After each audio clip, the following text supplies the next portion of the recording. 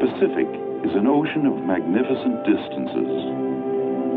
The largest ocean in the world, 34 times bigger than the continent of Europe.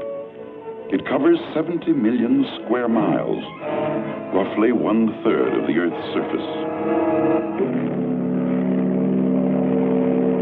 In 1941, the fastest luxury liner took 5 days to make its landfall at Honolulu, first port of call on the voyage to Yokohama, over 3,000 miles and 9 days further away.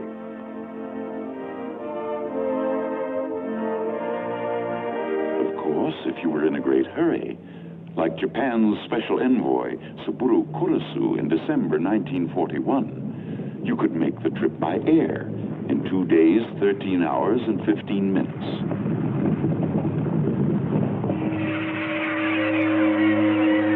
The Pacific is an ocean of many moods. To the north, the Aleutian winds are icy and unpredictable. Here, as is said, weather is born. To the south, in equatorial heat, the sunsets are of unparalleled beauty. Here, rising from the blue shark-infested waters, lie jungles, dense and malarial. Volcanoes, like Krakatoa, which once exploded with a violence that shook the world. It is an ocean of islands with names once strange to Western ears. Tarawa, Saipan, Iwo Jima. Names now almost as familiar as Gettysburg, Trafalgar, Verdun. Islands inhabited by little-known peoples, Polynesians, Melanesians, and Micronesians. We had caught glimpses of them in the movies, dancing their hip dances, chanting their island songs.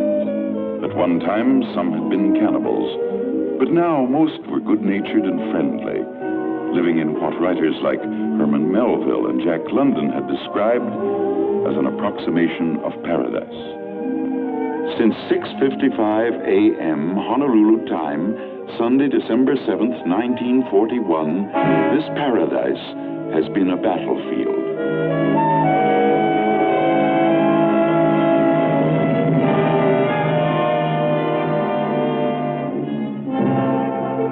The Pacific Ocean is the biggest, the strangest, the most complex battlefield in history.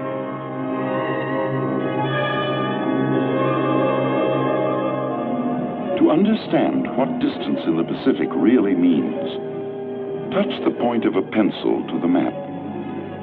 Under this tiny point may be arrayed all the ships of the United States Navy in battle formation.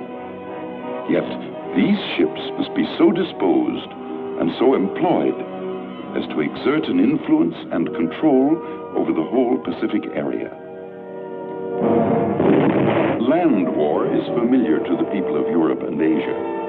A massive war of tanks locked in battle, of men deploying, maneuvering along highways, canals, railroads, in city streets, in buildings of brick and stone.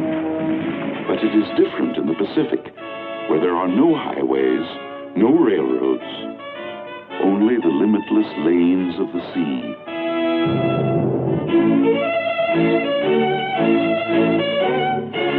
Along these lanes, stretching thousands of miles to bases on fighting fronts in every corner of the Pacific, the war must be carried to the enemy by ship, by what has been and will continue to be the greatest concentration of shipping in history.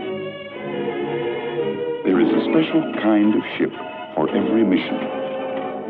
This is the battleship, known to the men of the fleet as the battle wagon, a floating fortress belted with armor plate, 16-inch guns 50 feet long, which can hurl their projectiles into a bullseye 20 miles away. Light and heavy cruisers, scouts and watchdogs, fast and elusive, able to hold their own in the heaviest actions. The destroyer, the tin can, a fragile steel shell crammed with horsepower, moving at express train speed to protect slower vessels with guns, torpedoes, and depth charges.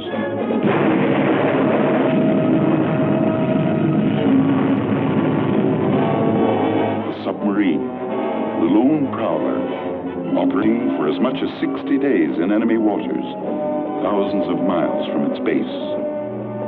The aircraft carrier, the flat top, backbone of the fleet today. A floating airport as big as 3 football fields laid end to end. A huge and complicated mechanism able to hurl 100 planes into battle across the horizon. Following the fighting ships are the indispensable ships of the train, repair ships, tankers, transports. With landing craft, they carry the fuel, ammunition, machine shops, food and drinking water, everything to enable the fighting ships to stay at sea, farther from their bases, and in more continuous action than any fleet in history. The fighting ships and their auxiliaries are arranged in groups called task forces, a new concept developed in peacetime years by the United States Navy and proved in battle in this war. Each task force is in itself a fleet, self-contained and self-sustaining, a singular mission, convoy, reconnaissance, or attack. And as the task force principle is new, almost all the ships themselves are new, built and commissioned since war began. Their officers and men have carried the war to the very doorstep of Japan. They too are new. Only a few years ago, most of these young veterans were at home, playing football and baseball, studying at schools, working in factories or on farms, growing up in the dream that war had been outlawed in their time.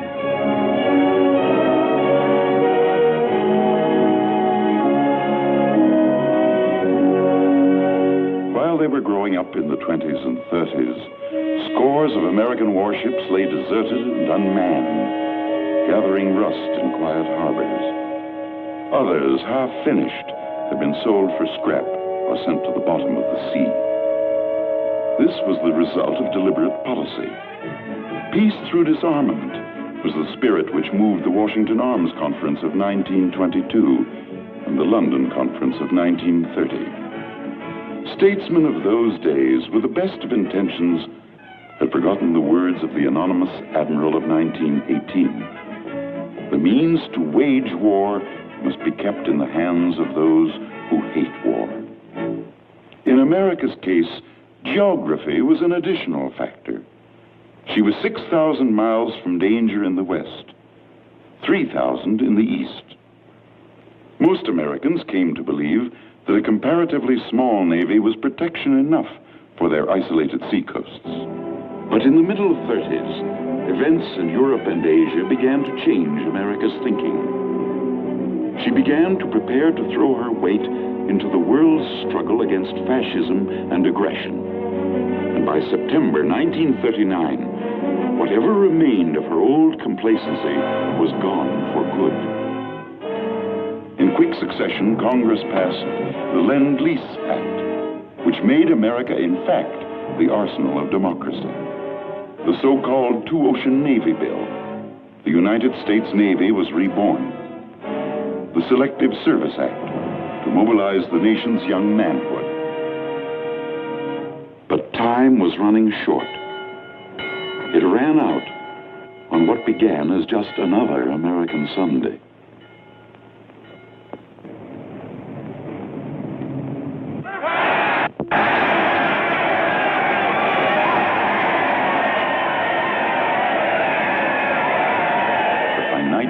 The churches were crowded with bewildered people who had heard the news of humiliating defeat.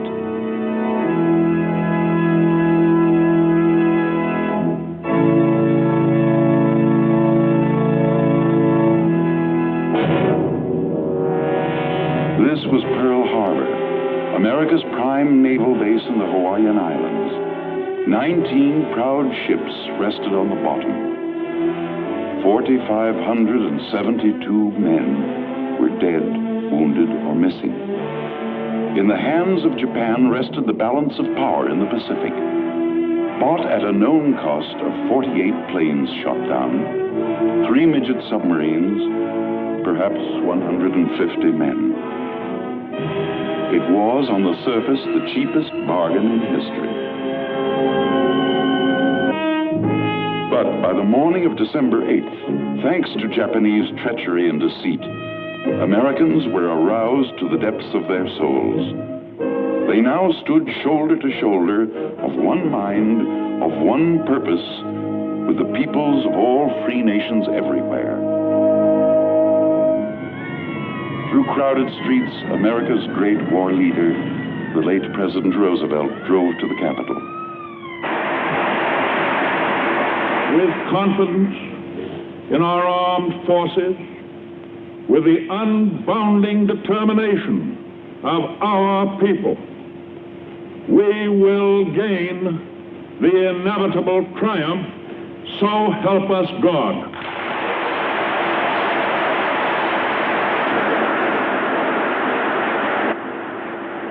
Yes, America said, as the nation's youth put aside the ways of peace and turned to war, we would gain the inevitable triumph. But how? With what? Against all their enemies whomsoever, and that I will obey the orders of the President. Part of the answer would have to come from these. 50 million men and women, trained and untrained, skilled and unskilled.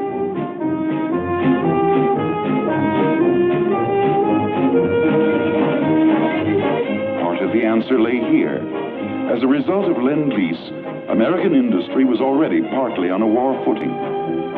But ahead lay giant tasks: reconversion, re-engineering, retooling.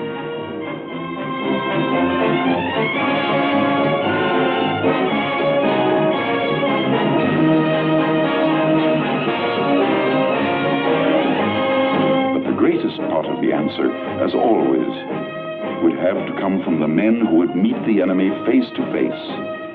Boys from the forests of the Northwest, the mines and factories of the East, the farms of the Midwest, the cotton fields and cane breaks of the South.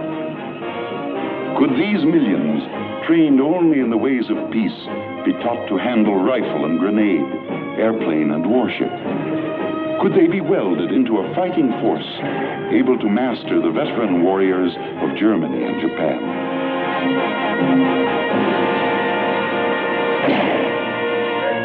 Time was of the essence. Time to draw blueprints. Time to lay keels, to retool factories. Time to train men.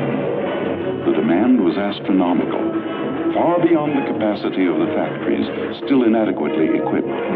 The workers still inadequately trained. On every front, in Europe, Africa, in Asia, the United Nations fought with their backs to the wall. And in the Pacific, time was doubly the enemy. Here in December 1941, the Navy had available 80 combat ships. To these, America's British and Dutch allies could add at most another 50. Against them, the Japanese could bring to bear at least 186 combat ships. These could operate from home bases protected by concentric rings of island bases. Unsinkable carriers, they were called. America, on the other hand, could count on exactly 7 all-too-sinkable carriers, only 4 of them available for duty in the Pacific. Japan took full advantage of her newfound superiority. She exploded in all directions.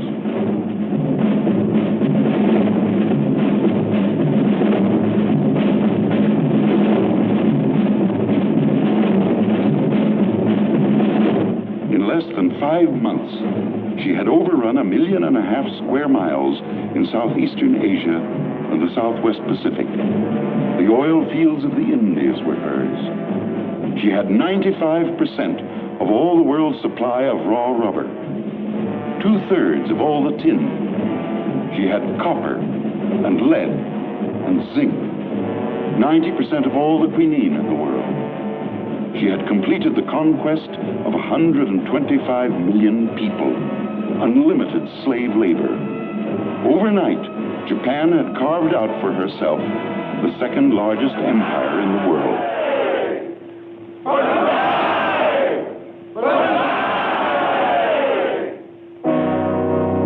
At Fleet Headquarters, Pearl Harbor, The United States Navy's Pacific Command faced a staggering task. First, the sunken ships had to be raised, refloated, re-equipped, rearmed. It was the greatest salvage job in history. In time, all but 2 of these ships would again stand out to sea, more heavily armored and gunned than ever before, but not for months to come.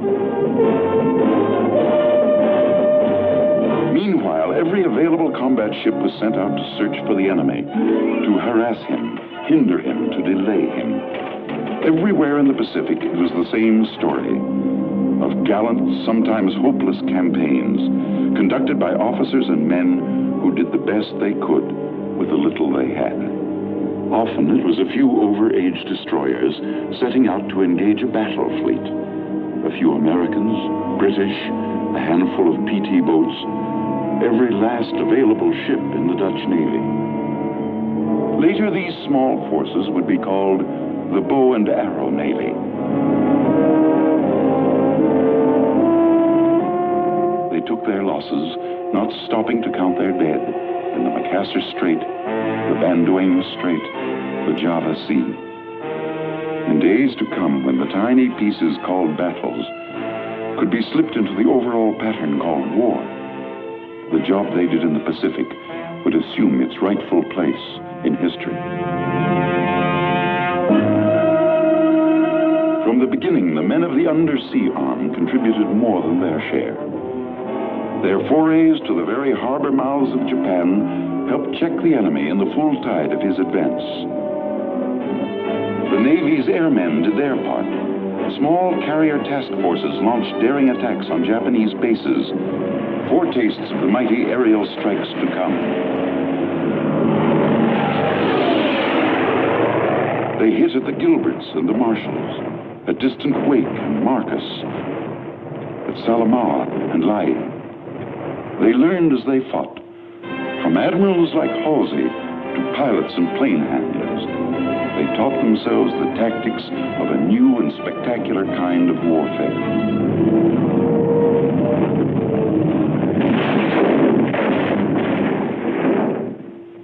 They improvised and invented. On the gray morning of April 18th, 1942, Army bombers led by Colonel Jimmy Doolittle rose from the decks of the carrier Hornet, only 500 miles from the coast of Japan.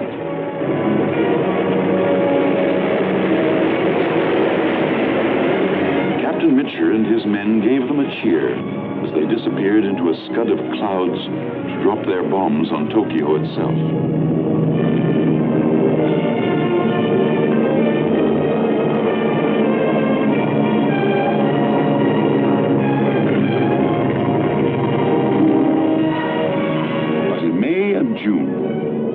Came to an end when Japan called for a showdown in 2 major actions: the Battle of the Coral Sea and the Battle of Midway.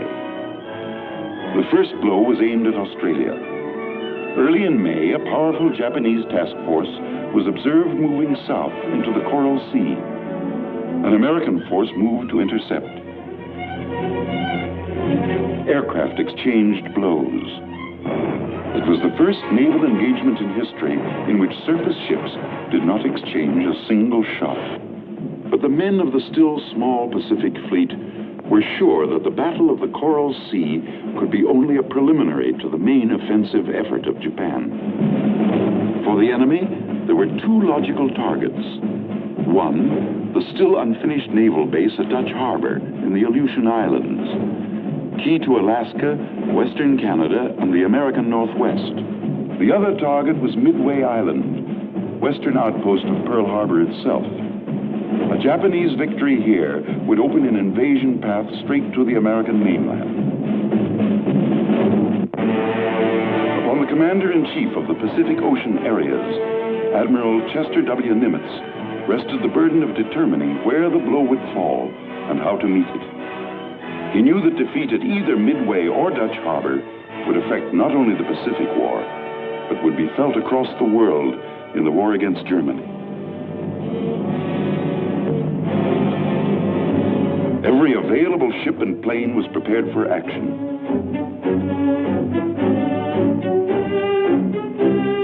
carrier Yorktown, damaged in the Coral Sea, had sped to Pearl Harbor to be patched up. Army flying fortresses were dispatched to reinforce Marine aviation groups on outlying islands.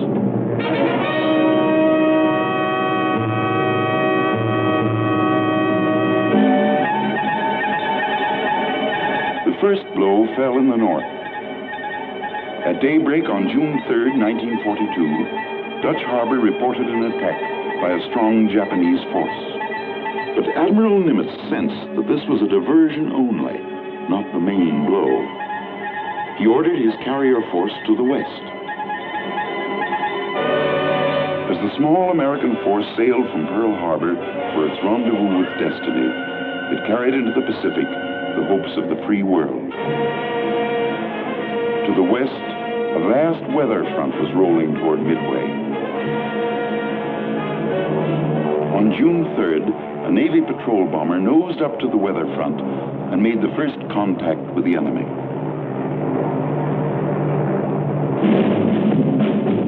The Japanese were approaching in two columns. One was the expectant occupation force, transports packed with soldiers and Imperial Japanese Marines, protected by a formidable array of fighting ships. The other was the striking arm, the Japanese Navy's four finest aircraft carriers, escorted by battleships, heavy cruisers, and destroyers. The Army fortresses, although somewhat new at this game, found the Southern, or occupation force. They went in and scored hits on a cruiser and a transport. That night, the Navy patrol bombers followed up with an attack on the occupation force. They scored at least 2 damaging hits and sank a cargo vessel. Next day, the enemy had moved within range of Midway. Marine air squadrons found the striking force.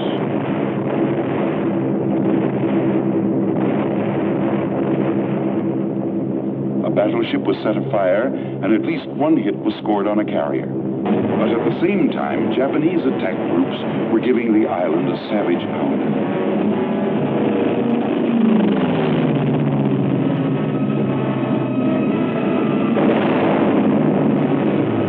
The enemy forces moved in for the kill.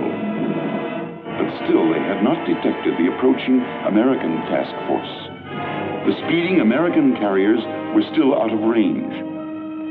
For 24 hours, their radio loudspeakers had been bringing in snatches of the actions being fought west of Midway. Where's our fighter? Maybe running the police up there. All right, all right. Keep rhyming, there's another batch coming. Look. Through all this, the Navy flyers had to sit and sweat it out. Twice, the loudspeakers had ordered them up from their ready rooms. Twice, the orders had been rescinded. At a time like this, they grumbled, you'd think they'd get things straight up there. But up there had to make sure of the exact course and location of the Japanese, sure that his own planes could reach them, hit them, and still have fuel enough to return. At last it was time. Pilots, fan your plane.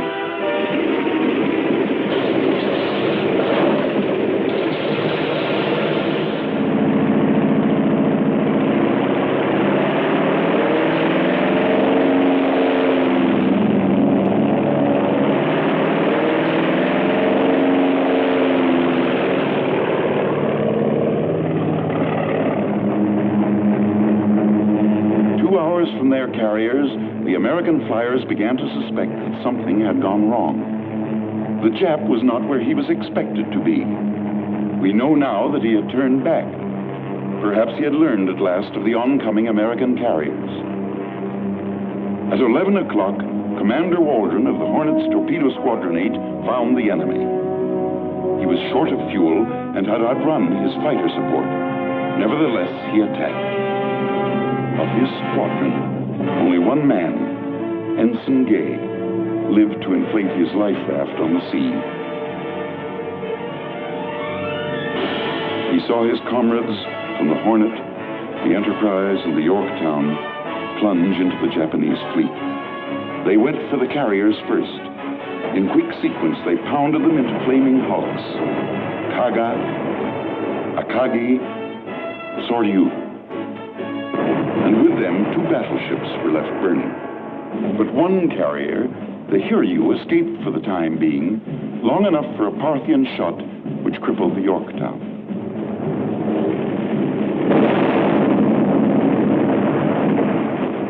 Simultaneously, the attack groups from the 3 American carriers had smashed the Hiryu into blazing wreckage.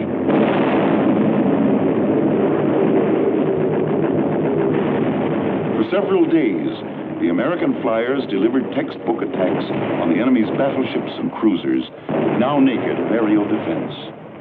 The once clean blue sea was spotted for hundreds of miles with oil slicks and wreckage. By sunset on June 6th, the Battle of Midway had already taken its place beside Jutland, Trafalgar, and the rout of the Spanish Armada. Intelligence officers began to tally up the score. On the morning of June 7th, the men of the victorious American fleet began to bury their dead. As in the skies over Britain 2 years before, a few had earned the gratitude of the many.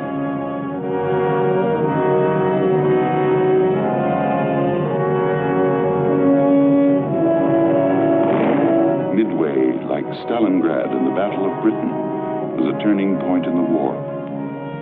It marked the golden moment when men could tell themselves at last that victory was possible in the Pacific. The initiative now rested securely in the hands of the United States Navy, never again to be relinquished.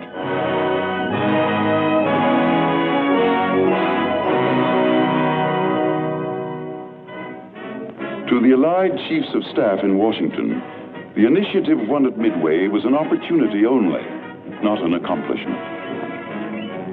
Though the enemy had been beaten back, there was no tendency to underestimate him. His record of achievement was plain for all to see. He was entrenched in his stolen island empire as firmly as his German ally was entrenched in Europe and Africa. In planning their offensive, the Chiefs of Staff had to keep in mind the nature of the Japanese.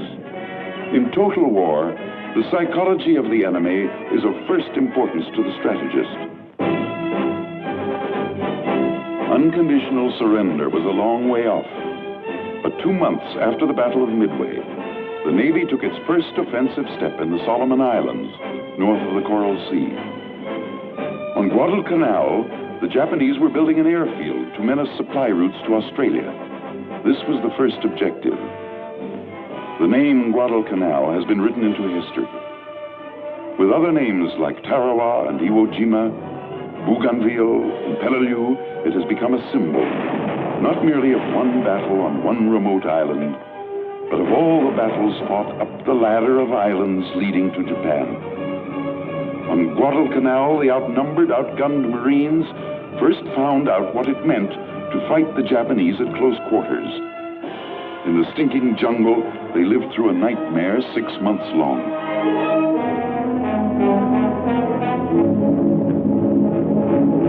Offshore, American and Australian ships were engaged in no less desperate battle.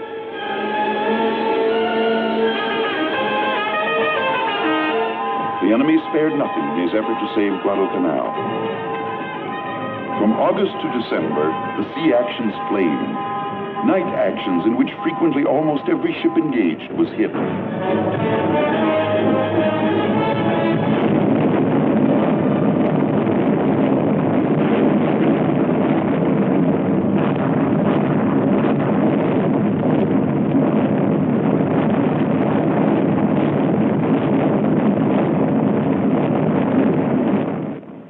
Then, suddenly, at sea and ashore, the Japanese attacks ended.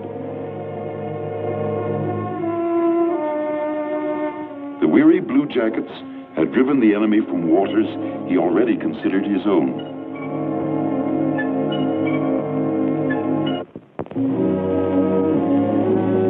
The weary Marines of Guadalcanal could take pride in two great achievements. They had taken the first step on the long road to Tokyo, and they had mastered the savage arts of jungle warfare.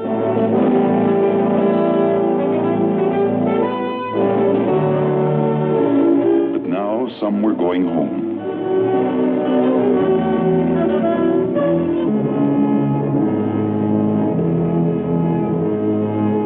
Others had already gone to hospitals on other islands, where Navy doctors and nurses were pioneering new horizons in battle surgery and tropical medicine.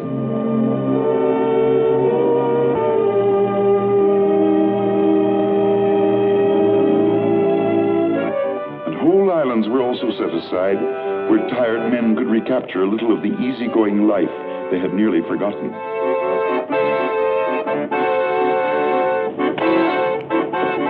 Where they could find a little rest and have a little fun.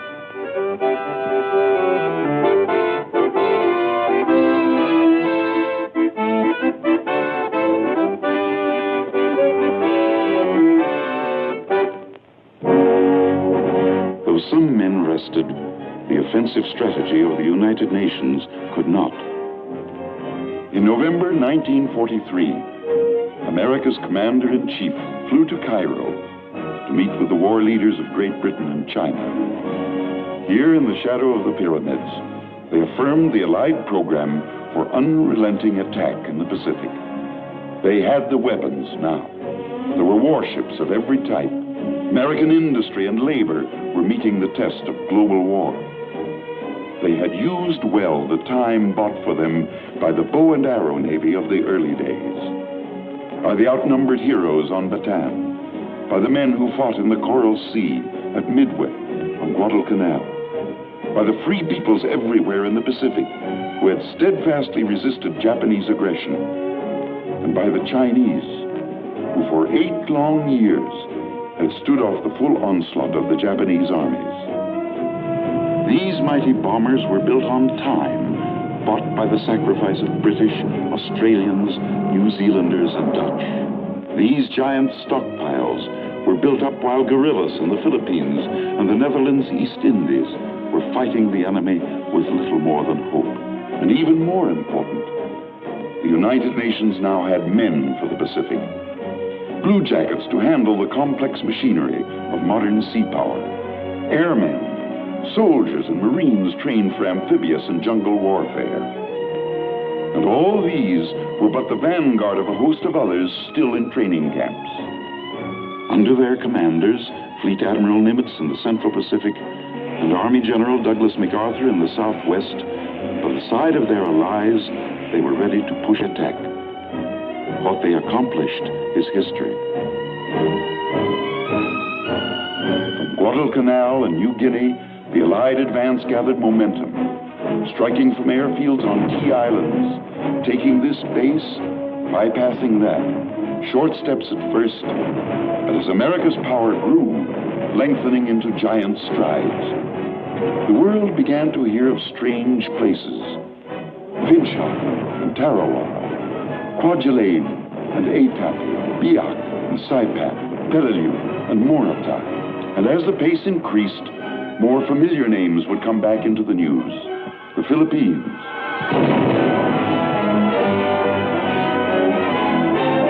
and the islands of Japan itself. But the real story of the oceanic phase of the Pacific War cannot be told in maps and communiques. It can be told only in terms of human effort and human sacrifice.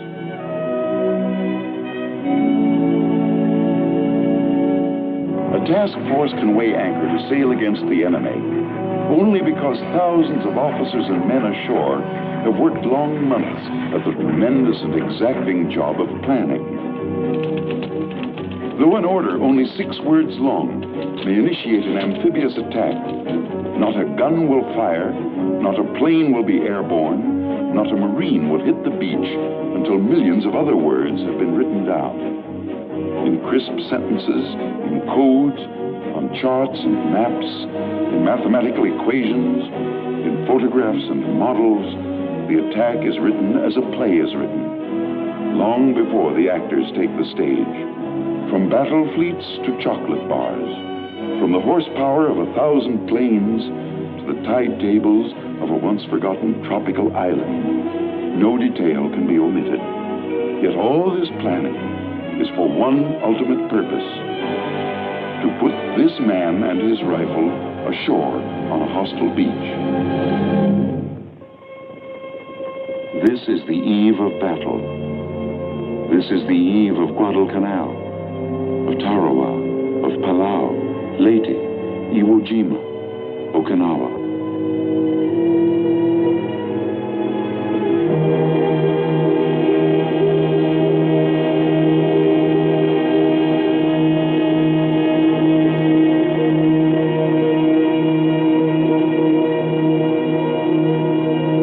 Beyond the horizon lies the enemy.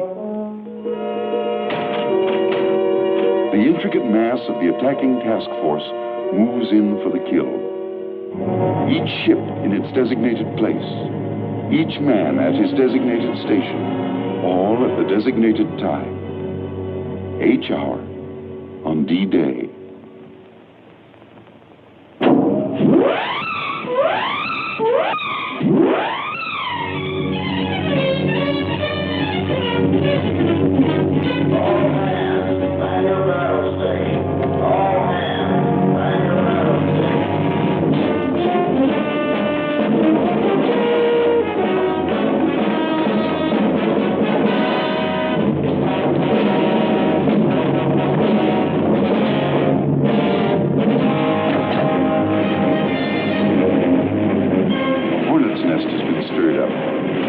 Japanese torpedo bombers.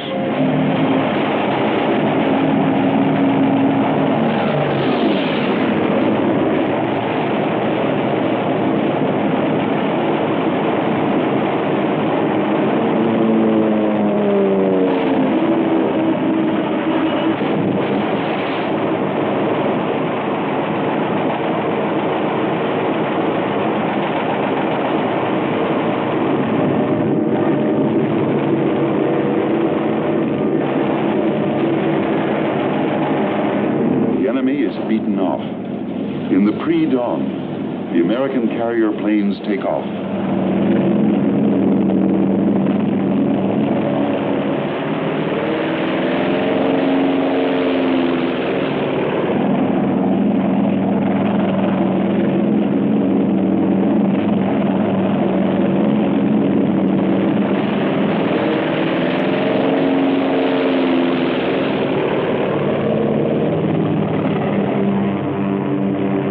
Dawn, they are over their objective.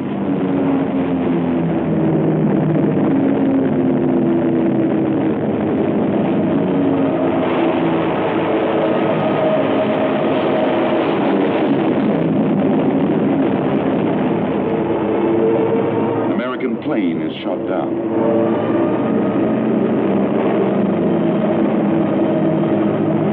This is a Japanese ammunition ship.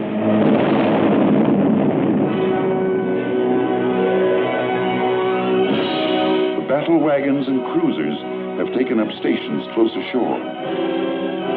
Some are the so-called ghost ships, salvaged from the mud of Pearl Harbor.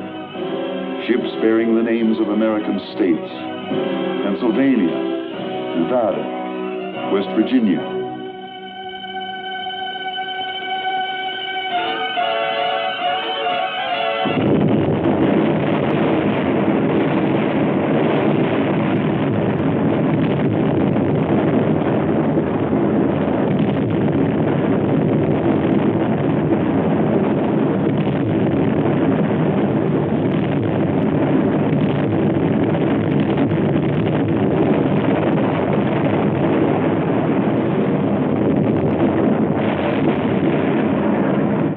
Paying off their debt.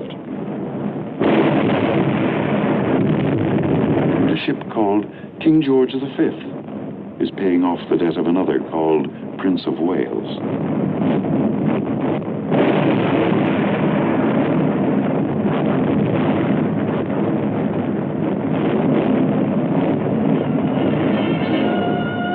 Now it is the turn of the Marines and soldiers. From hard experience, they know what lies ahead.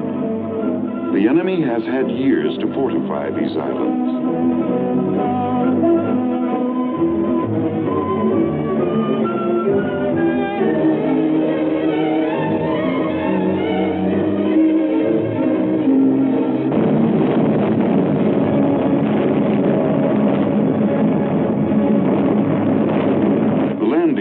Come under hot enemy fire, but Coast Guard and Navy coxswains keep them on course.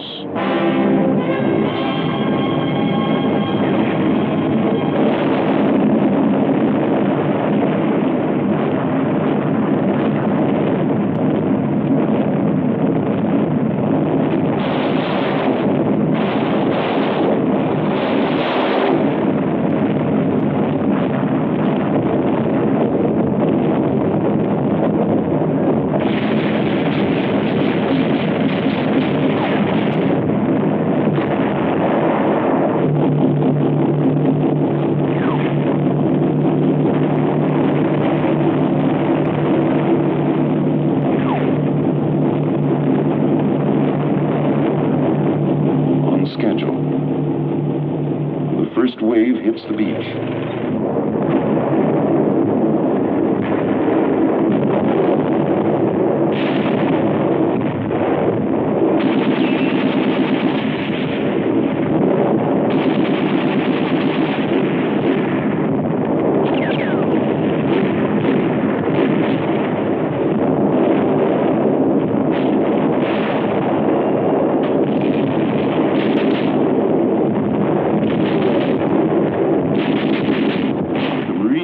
Soldiers have won a tiny strip of beach, a fingernail, no more. They must get over the hump, in from the beach. This is rugged. The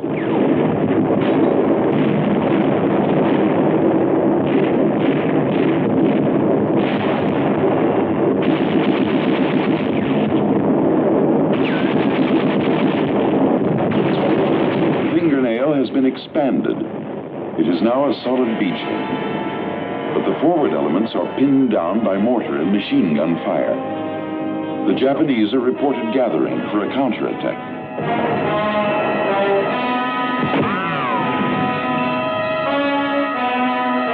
The quickest way to break it up is from the air. The beach calls the carriers 50 miles offshore. But the carriers, too, have their hands full.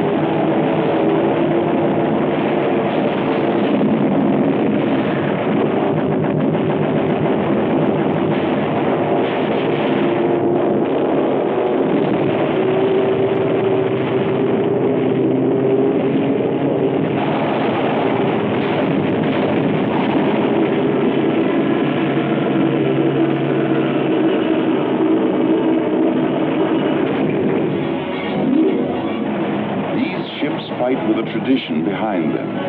Most of them carry the names of ships famous in American naval history: Wasp and Essex, Enterprise and Bonhomme Richard.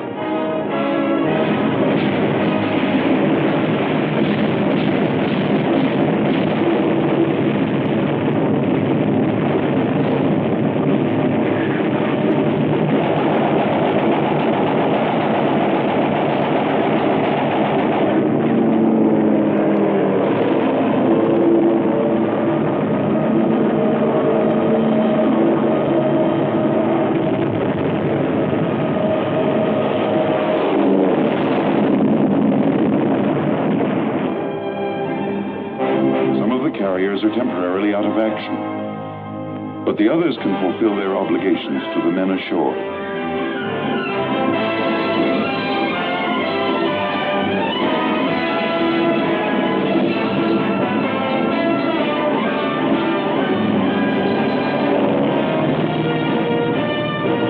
At last, the air support is on its way.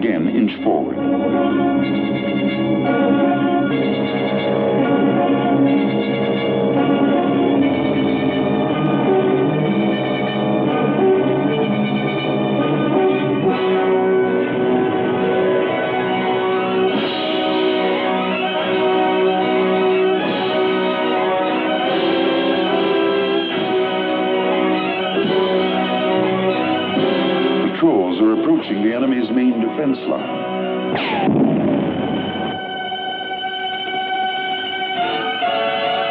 He would have to be pried out with tanks, with artillery, and machine guns, and mortars, with hand grenades, and gasoline bombs.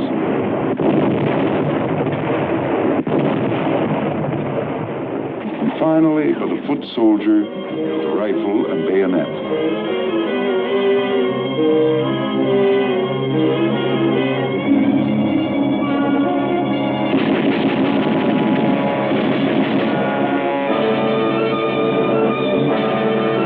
A Japanese dynamiter.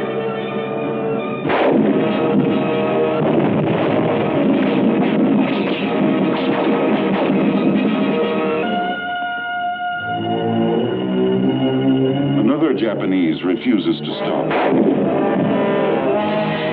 As usual, few of the enemy surrender. Their propagandists have made them believe that surrender means torture and death.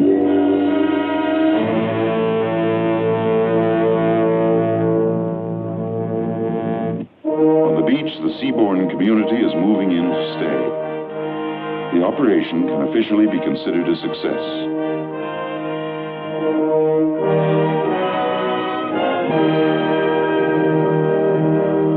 Up front, the wounded are coming back.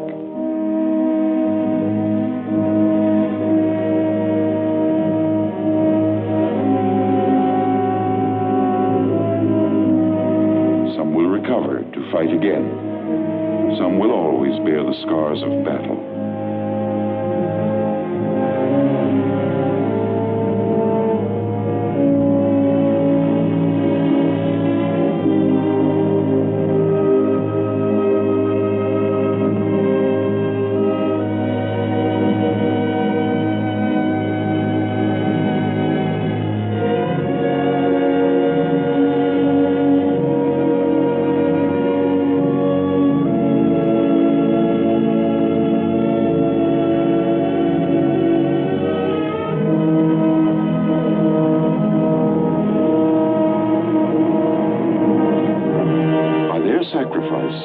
They have won new airfields for Allied air power, new anchorages for Allied sea power, a new base 500 miles closer to Japan from which to launch further attacks against the enemy.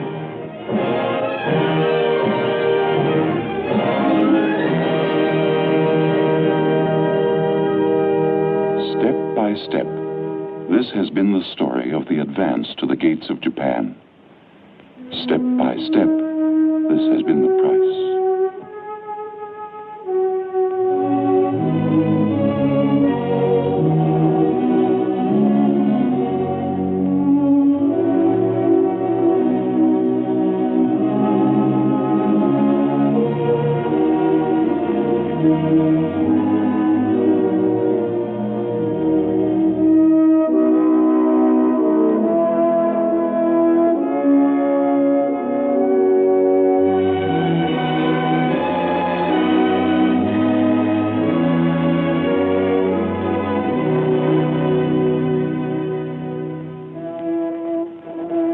For each man that has fallen, there is another to take his place. Theirs is the task. The victory will be for all. But this victory can be won only if free men everywhere give to its cause unsparingly their strength, their treasure, and their hearts. Then, and only then, will there be peace in the Pacific and over all the earth.